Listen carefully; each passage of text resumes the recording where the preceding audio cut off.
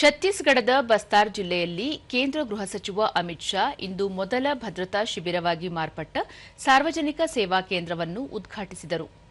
ಇದು ದಶಕಗಳ ಉಗ್ರವಾದದ ನಂತರ ಇತ್ತೀಚೆಗೆ ನಕ್ಸಲ್ ಹಿಂಸಾಚಾರ ಮುಕ್ತ ಎಂದು ಘೋಷಿಸಲಾದ ರಾಜ್ಯದಲ್ಲಿ ಹೊಸ ಅಭಿವೃದ್ಧಿಯ ಅಧ್ಯಾಯಕ್ಕೆ ನಾಂದಿ ಹಾಡಿದೆ.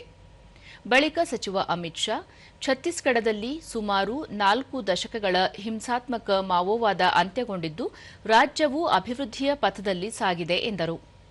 ಕೇಂದ್ರ ಸರ್ಕಾರದ ವತಿಯಿಂದ ಸ್ಥಳೀಯ ಜನರಿಗೆ ಎಲ್ಲಾ ರೀತಿಯ ಸರ್ಕಾರಿ ಸೇವೆಗಳನ್ನು ಒದಗಿಸಲಾಗುವುದು. ಸ್ವಯಂ ಉದ್ಯೋಗಕ್ಕಾಗಿ ಕೌಶಲ್ಯ ನೀಡುವಲ್ಲಿ ಸಹಾಯ ಮಾಡಲಾಗುವುದು. ಇದಕ್ಕಾಗಿ ಸೇವಾ ಶಿಬಿರಗಳನ್ನು ತೆರೆಯಲಾಗುವುದು.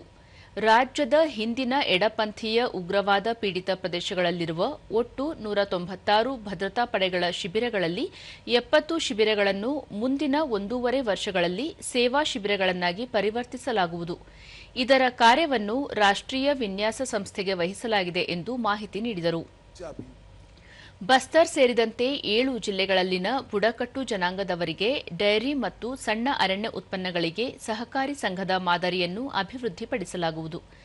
ಈಗಾಗಲೇ ಛತ್ತೀಸ್ಗಢದಲ್ಲಿ ಕೇಂದ್ರ ಸಶಸ್ತ್ರ ಪೊಲೀಸ್ ಪಡೆಗಳ ಮೀಸಲಾದ ಶಿಬಿರಗಳನ್ನು ಪುನರ್ ರೂಪಿಸಲಾಗುತ್ತಿದೆ. ಕೇಂದ್ರ ಗೃಹ ಸಚಿವಾಲಯದ ಸಮನ್ವಯದೊಂದಿಗೆ ರಾಜ್ಯ ಸರ್ಕಾರವು ಭದ್ರತೆಗೆ ಆದ್ಯತೆ ನೀಡುತ್ತದೆ. ಅಭಿವೃದ್ಧಿಯ ಕೊರತೆಯಿಂದಾಗಿ ಈ ಪ್ರದೇಶಗಳಲ್ಲಿ ಮಾವೋವಾದ ಉಂಟಾಗಿದ್ದು ಎಂದಿಗೂ ಇದು ಮರಳದಂತೆ ನೋಡಿಕೊಳ್ಳಲು ಕೇಂದ್ರ ಮತ್ತು ರಾಜ್ಯ ಸರ್ಕಾರದ ಅತ್ಯಗತ್ಯ ಕ್ರಿಯಾಯೋಜನೆ ರೂಪಿಸಲಾಗುತ್ತಿದೆ ಎಂದರು.